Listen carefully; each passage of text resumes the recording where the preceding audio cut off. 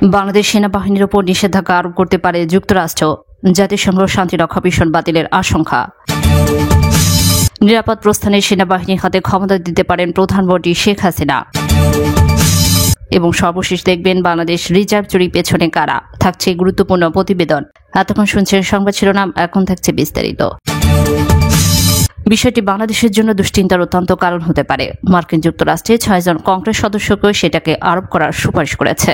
যুক্তরাষ্ট্রের president Joe বাইডেনকে খোলা চিঠি দিয়ে বাংলাদেশের নির্বাচনী হস্তক্ষেপের অভিযোগ তোলে। একই সঙ্গে উল্লেখ করা হয় যাতে বাংলাদেশ সেনাবাহিনীর উপর নিষেধাজ্ঞা আরোপ করা হয়। এখন প্রশ্ন হচ্ছে, সেনাবাহিনীর উপর কী ধরনের নিষেধাজ্ঞা আরোপ করতে পারে? বিপরীতে বাংলাদেশ তাতে কতটা ক্ষতিগ্রস্ত হবে? বাংলাদেশ সেনাবাহিনী এখনো পর্যন্ত দেশের সবচেয়ে গুরুত্বপূর্ণ প্রতিষ্ঠান। সমালোচনা থাকলেও এই বাহিনীর সততা বারংবার প্রমাণিত হয়েছে। তবে দেশের রাজনৈতিক কর্মকাণ্ডে সেনাবাহিনী জড়িত বলে বিভিন্ন গণমাধ্যম প্রতিবেদনে প্রকাশ করেছে।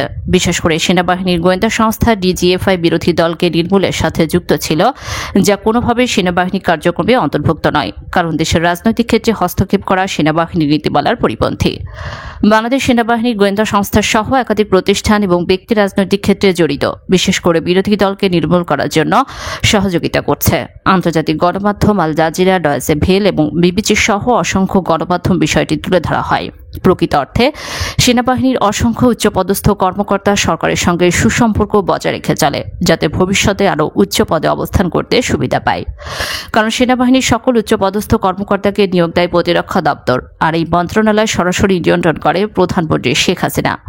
কারণ প্রতিরক্ষা দপ্তর বাংলাদেশের সবথেকে গুরুত্বপূর্ণ মন্ত্রণালয়। সুতরাং সেনাবাহিনী যদি রাজনৈতিক ক্ষেত্রে জড়িত থাকে, এক্ষেত্রে অবশ্যই সরকারকে দায় নিতে হবে। বিশেষ করে বিরোধী রাজনৈতিক দলের অনেক নেতাকর্মীকে গুম এবং হত্যার সঙ্গে জড়িত থাকার বিষয়টি উঠে এসেছে সেনাবাহিনীর বিরুদ্ধে। এই বিষয়গুলো তুলে ধরে নিষেধাজ্ঞার আহ্বান জানিয়েছে মার্কিন যুক্তরাষ্ট্রের 6 জন কংগ্রেস সদস্য। একই সঙ্গে উল্লেখ করা হয়, সেনাবাহিনীর উচ্চপদস্থ একাধিক ব্যক্তিকে নিষেধাজ্ঞার আওতায় অন্তর্ভুক্ত করতে হবে। বাংলাদেশ সেনাবাহিনীর উপর ঢালাওভাবে মার্কিন যুক্তরাষ্ট্রে কোনোভাবে নিষেধাজ্ঞা আরোপ করবে না, কারণ র্যাপিড অ্যাকশন ব্যাটালিয়নের মতো প্রতিষ্ঠান হিসেবে সেনাবাহিনীকে কখনো নিষেধাজ্ঞা আরোপ করা সম্ভব নয়। এজন্য উল্লেখ করা হয় জাতিসংঘের শান্তিরক্ষা মিশনে বাংলাদেশ সেনাবাহিনীকে নিষিদ্ধ করার। বাংলাদেশ এই মুহূর্তে জাতিসংঘের শান্তিরক্ষা মিশনে 1 নম্বর সেনা প্রেরণকারী দেশ। সব মিলিয়ে প্রায় 7,000 সামরিক বাহিনী শান্তিরক্ষা মিশনে কাজ করে। মার্কিন যুক্তরাষ্ট্র চাইলে শান্তিরক্ষা মিশনে বাংলাদেশ সেনাবাহিনীকে নিষিদ্ধ করতে পারে, কারণ জাতিসংঘের শান্তিরক্ষা মিশন পরিচালিত হয় বহু অংশে মার্কিন যুক্তরাষ্ট্রের অর্থে। ফলে যে কোনো বিষয়ে দেশটির আপত্তি থাকলে সঙ্গে সঙ্গে তা মূল্যায়ন করা হয়। যুক্তরাষ্ট্রের নিষেধাজ্ঞা আরোপ করতে পারে জাতিসংঘের আওতাধীন। যদি বাংলাদেশ সেনাবাহিনীকে শান্তিরক্ষা মিশনে নেওয়া হয়, তাহলে অর্থ প্রদান করবে না আমেরিকা। ফলে জাতিসংঘের পক্ষে বাংলাদেশ সেনাবাহিনীকে অর্থ প্রদান করা সম্ভব হবে না। সুতরাং সেনাবাহিনীর উপর অবশ্যই নিষেধাজ্ঞা আরোপ করার সক্ষমতা রয়েছে। বাংলাদেশ সেনাবাহিনীর উপর এই ধরনের নিষেধাজ্ঞা আরোপ করলে সেনাবাহিনীর উপর বড় ধরনের প্রভাব পড়বে, কারণ শান্তিরক্ষা মিশন থেকে প্রতিটি সৈনিক অর্থনৈতিকভাবে স্বাবলম্বী হওয়ার সুযোগ পেত। এটি বন্ধ হলে সেনাবাহিনীর ভেতর ক্ষোভের সৃষ্টি হবে। এছাড়াও সেনাবাহিনীর উচ্চপদস্থ কর্মকর্তাদের ব্যক্তিগতভাবে নিষেধাজ্ঞা আরোপ করতে পারে, বিশেষ করে যাদের নাম বিভিন্ন অসৎ কর্মকাণ্ডে যুক্ত। এই ক্ষেত্রে সেনাবাহিনীর সাবেক এবং বর্তমান অনেক কর্মকর্তা এই তালিকায় স্থান পাবে। এক কথায়, বাংলাদেশ সেনাবাহিনীর উপর নিষেধাজ্ঞা আরোপ করলে দেশের পরিস্থিতি নিয়ন্ত্রণে রাখা কঠিন হবে। তবে মার্কিন যুক্তরাষ্ট্রে এই ধরনের নিষেধাজ্ঞা ভবিষ্যতে আরও করতে পারে। এই বিষয়ে সরকার হয়তো আগামী ধারণা করেছিল, তাই ভবিষ্যতের কথা মাথায় রেখে বিকল্প পন্থা অবলম্বন করেছে। জাতিসংঘের শান্তিরক্ষা মিশনের পরিবর্তে অন্যান্য বিভিন্ন দেশের নিরাপত্তায় কাজ করবে বাংলাদেশ সেনাবাহিনী। বাংলাদেশের প্রতিরক্ষা দপ্তর ইতিমধ্যে আরও বিশ্বে অনেক বড় অবস্থান অর্জন করতে সক্ষম হয়েছে, যার আওতাধীন সহজেই 5 থেকে 7,000 সেনাবাহিনী মোতায়েন করতে পারবে।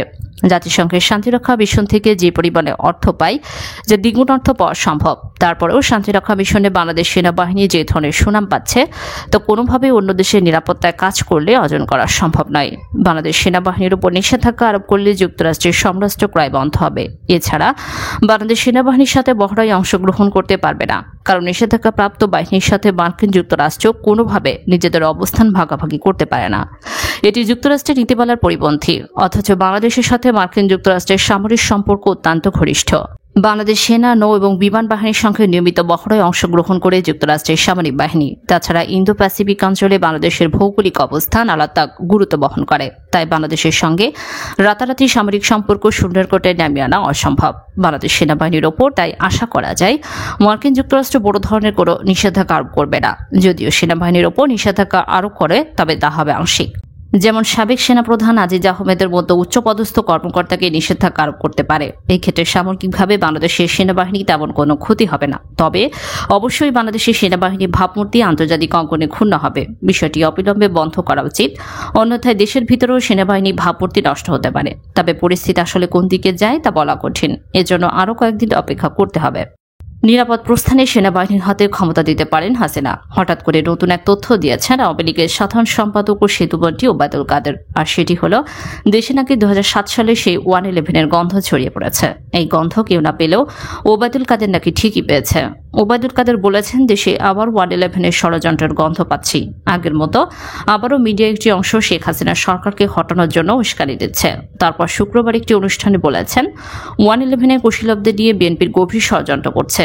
অতীতের দিকে তাকালে দেখা যায় 2007 সালে যে 111-এর সৃষ্টি হয়েছিল সেটা সম্পূর্ণ সুবিধাভোগী ছিল আওয়ামী লীগ। 111-এর পুরো ফলাফলে গিয়েছে আওয়ামী লীগের ঘরে।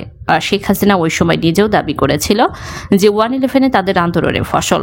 এখন স্বাভাবিকভাবেই বলা যায়, ওই সময় আন্দোলনে নেমে সারা দেশে মানুষ হত্যা সহ আওয়ামী লীগের নেতাকর্মীরা যে নৈরাজ্য সৃষ্টি করেছিল তার নির্দেশদাতা ছিলেন শেখ হাসিনা।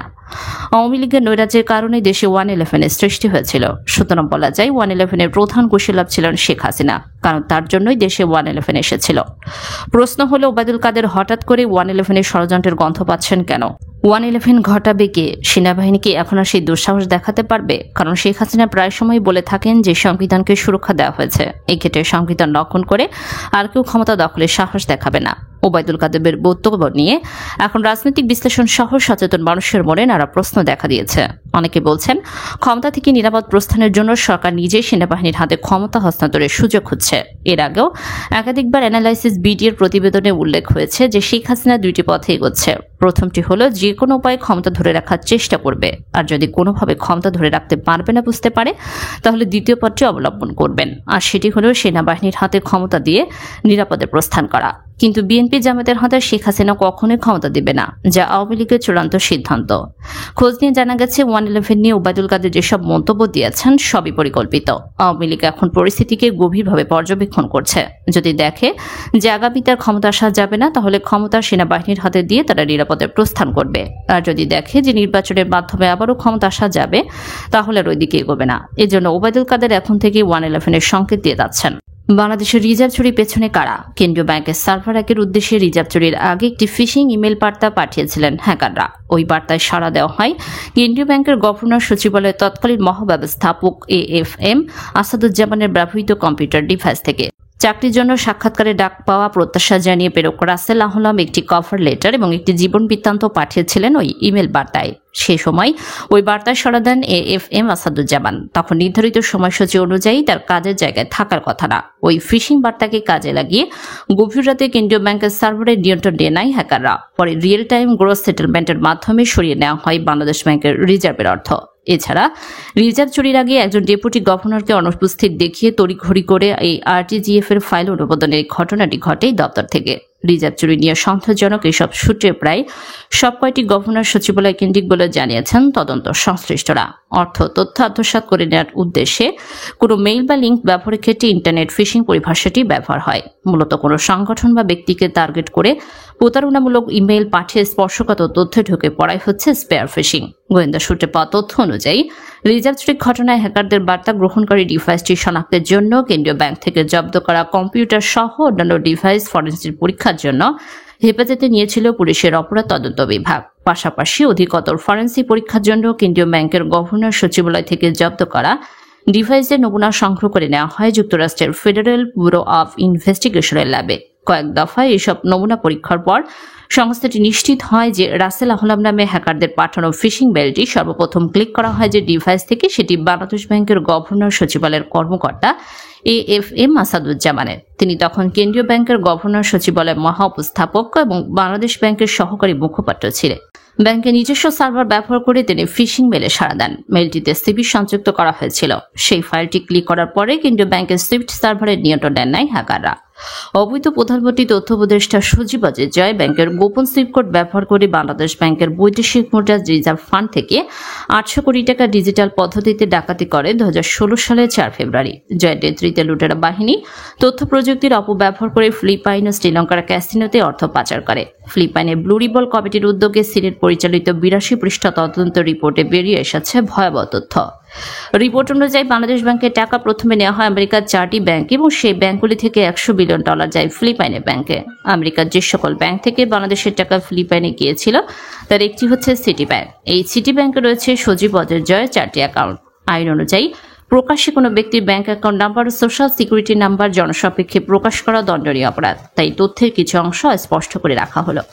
হাসিনা পুত্র জয়ের এই ব্যাংক ডাকাতি ধামাচাপা দিতে প্রধানমন্ত্রী নির্লজ্জভাবে অসহযোগিতা করে ব্লু রিবন কমিটির তদন্তকে। ফলে বাংলাদেশের জনগণের টাকা বাংলাদেশে ফেরত আসেনি। এছাড়াও সুইস ব্যাংকে জয় রয়েছে কয়েক হাজার কোটি টাকা।